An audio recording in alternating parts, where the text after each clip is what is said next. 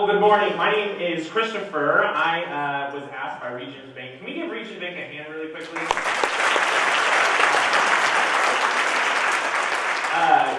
They, every December, benefit a nonprofit, giving us a chance to kind of tell you, this great group of leaders, who we are, and not only that, but obviously by getting involved in the community. And so I'm going to talk to you today about getting involved in the community. I'm going to, obviously, being an arts organization, maybe have an arts bent on it. Sorry, not sorry. But with that, I'm excited to be here. So thank you, Gwen, and thank you, Regents, for kind of leading the way and getting involved. So I'm excited to be here for a couple of reasons, but for this group in particular, I'm excited because this is somewhat of a civic group, we'll call, between the green tip and the programs that are involved. We obviously are here to network, but we're also here for the betterment of the community, which is a good thing. So this I would call somewhat of a civic group. So really quickly, for some of you, it might be an introduction to Elm Street. How many of you have been to Elm Street before, just by a show of hands? Good, I like that. How many of you have been in the last 2 to 3 years? Maybe, okay. Maybe saw it next to normal? Okay, there we go. Or how about Anything Goes? All right. How many of you been to our event green or the culture gardens as of late? Yeah, good. We obviously do a lot, and I'm excited to tell you a little bit about that, but I kind of want to set this up. I'm going to talk about a problem, and then what we do for that problem, and most importantly, why we do it. So when I say this is a civic group, or a group for the betterment of the community, there are a lot of discussions. I've been at this networking meeting and several networking meetings that we have where we talk about things that are important to us, civic priorities, attracting and retaining talent, health of our community, the growing the economy, right? That's a conversation that happens every Good Morning Cherokee at the table.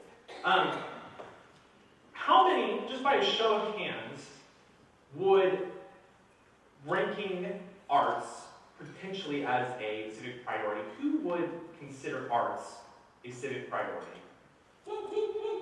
Susan, I can always count on you. How many would say it's a top 50 civic priority?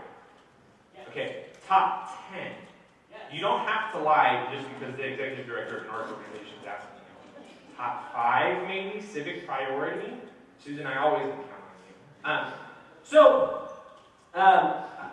I think there's a disconnect, and by fault of arts organizations even, there's a disconnect in maybe why it's not a top 10 or top 5. I have a few examples to show you, but I think there's a disconnect between art as that product and then the story of how art kind of came to be. Perfect example. Raise your hand if you know what this is. I hope so. Keep your hands raised. Keep your hand up if you know who first drew it. We know the product, disconnect, artist. Know the product, even worse, disconnect, story of how that was created, and then another buffer, and then the artist. There's a disconnect there.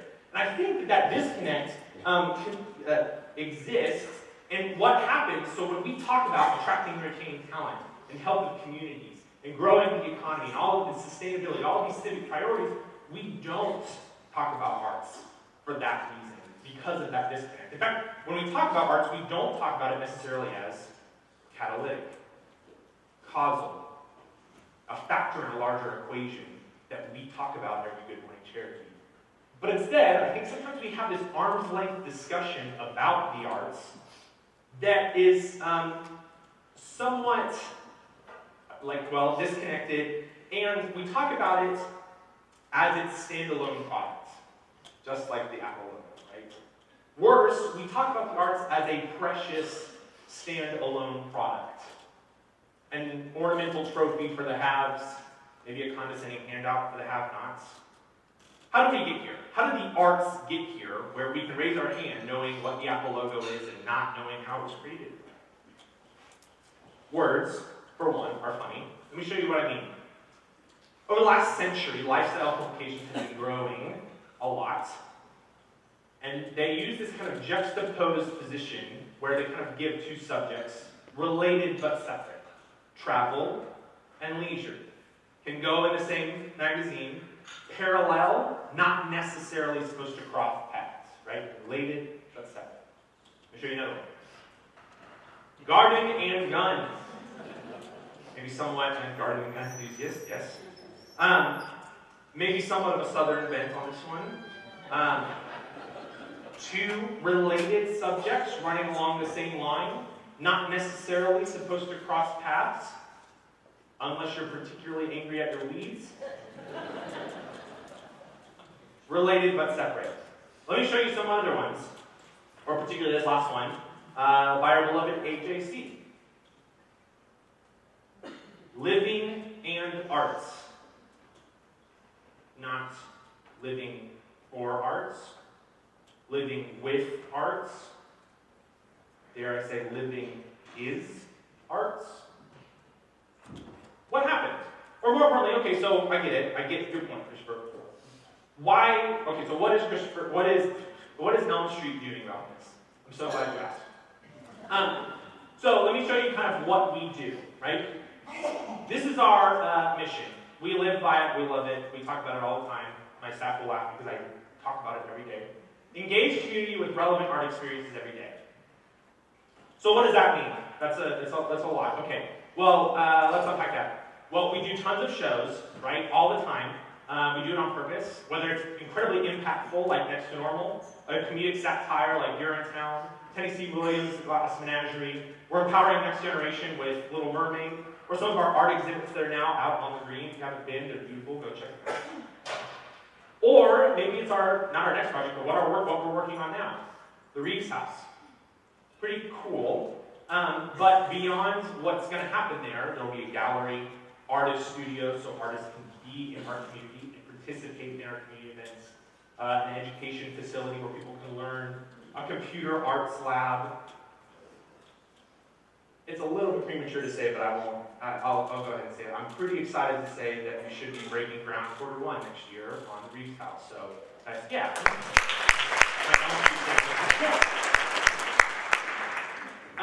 There is still projects to do with it, but we are so excited about what's going to happen with that house and the impact that it will have.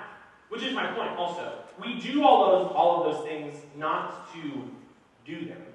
That's great and important. But also we do them so that we can engage the community.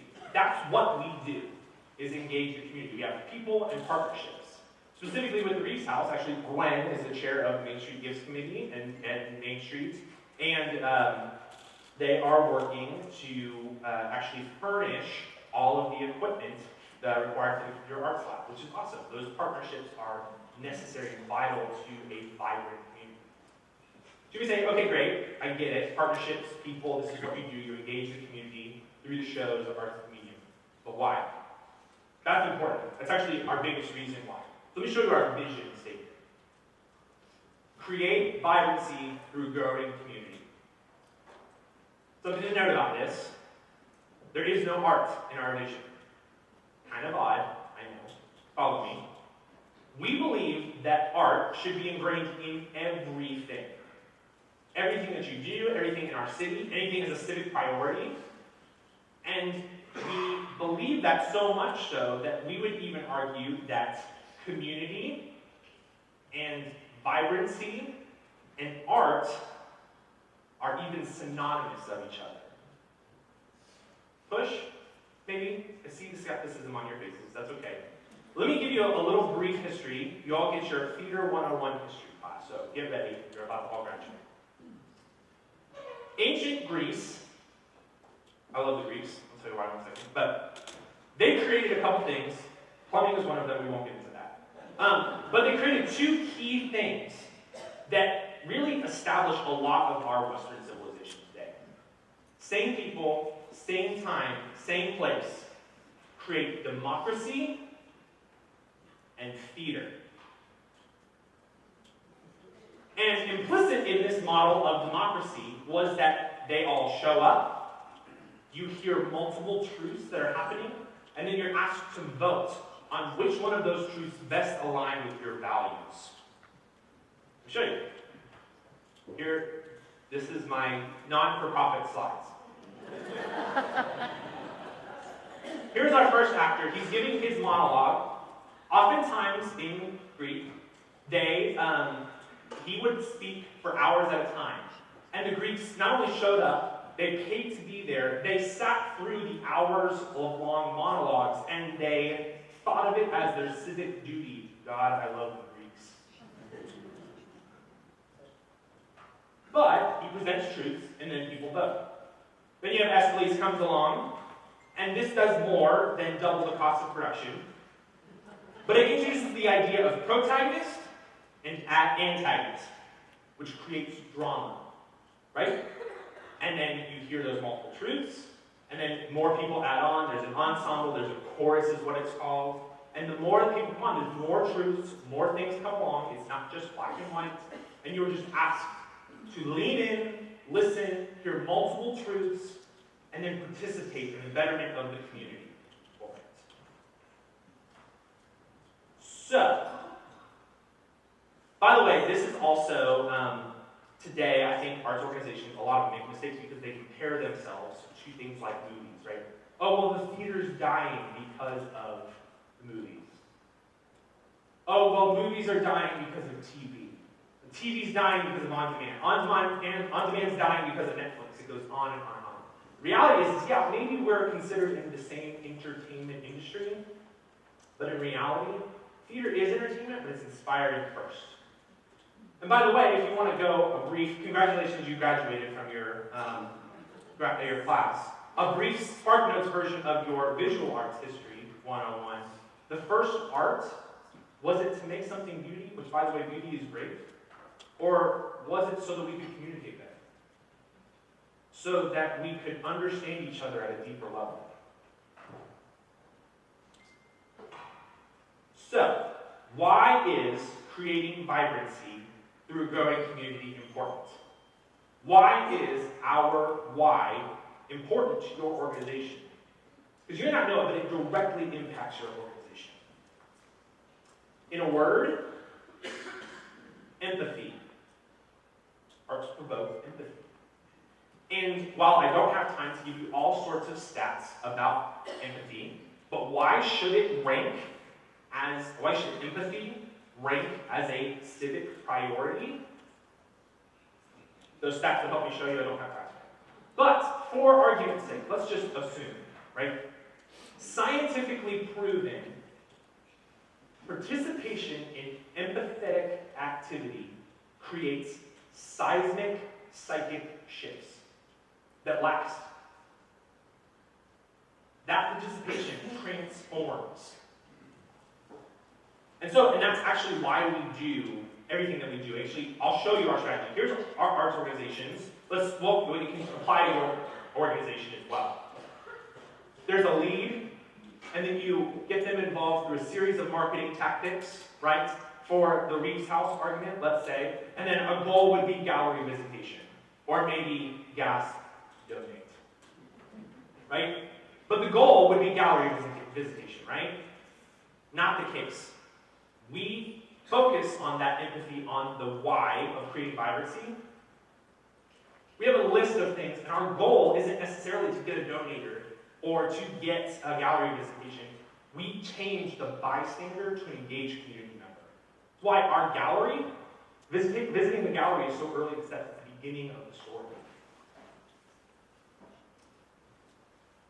It's also why we meticulously track this number. There's not a lot of numbers that we track at Elm Street, but our visionaries, they are our volunteers, but they are also our leaders in creating vibrancy in the community. And we tracked what they did, how long they did, and they almost hit 50,000 hours in 1 year. I guarantee you that not one of those hours had anything to do with selling more tickets. It was for the betterment of the community, the vibrancy that it creates. That's why it's important. And isn't that what this community, should strive for?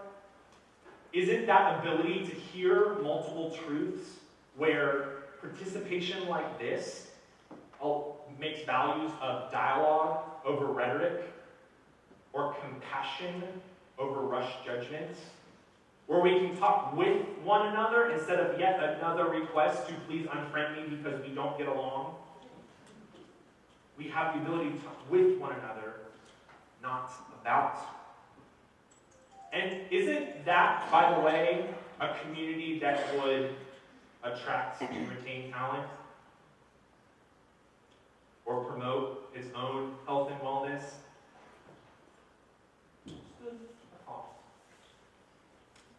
And this, by the way, is also a community that other leaders have sought after prior to us.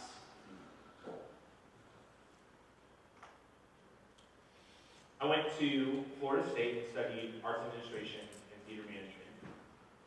Go to home. And but my uncle lived up here, and he would frequently buy tickets for my family to go to the Fox. So about my junior or sophomore year, we went and saw Mary Poppins. It was the first year that Mary Poppins was on stage touring.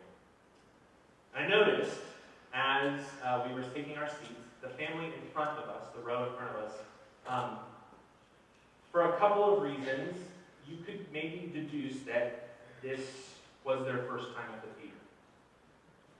They maybe had some disheveled clothing. There was a language barrier there. I believe they're Hispanic. And they didn't quite know how to behave. Particularly the kids, they kind of talked throughout the first act, yelled a lot, actually. And it kind of was disruptive. During intermission, there was a man, an older gentleman, about 65 or so, visibly and audibly not happy to be here. And he also let the family know behind him how disruptive they were. In fact, he yelled about it. It was very uncomfortable. And for several reasons, I did not step in, maybe cowardice. But in my head, I'm thinking, yeah, they're kind of disruptive. On the other hand, this family is never coming back to the theater. Second act happens, and they get a little bit quieter. They didn't quite get the picture. But as we all know, at the end of Mary Poppins flies away and waves goodbye. And if you've never seen a theater show, she actually flies over the audience, and she starts waving goodbye to the audience. And several audience members start waving back. Because you're not just saying goodbye to Mary Poppins, are you? You're saying goodbye maybe to your youth, your imagination, your childhood. Lights come up, and the audience gives a proper standing ovation. Very loud cheering. I notice, though, that the gentleman stops applauding, turns around, tears streaming down his face, and begins to apologize to each member of the family.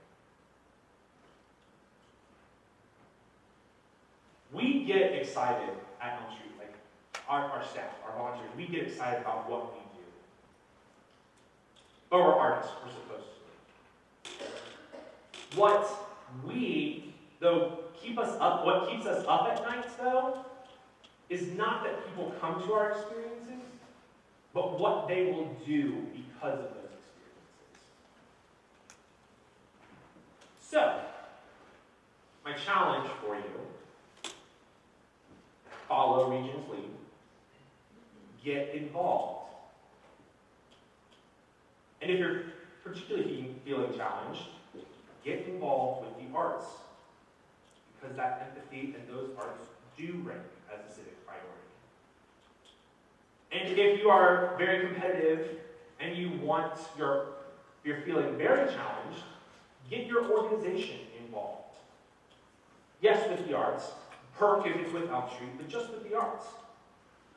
You will see that transformation on people's faces as they walk out in our exhibit, as they walk out of the theater, as they walk out in the demonstration from culinary arts. You will see it. And if we all, as a community, commit to that art as a civic priority, civic duty, even, we will see that community-wide transformation. Thanks so much for listening to me. Who doesn't love a soapbox?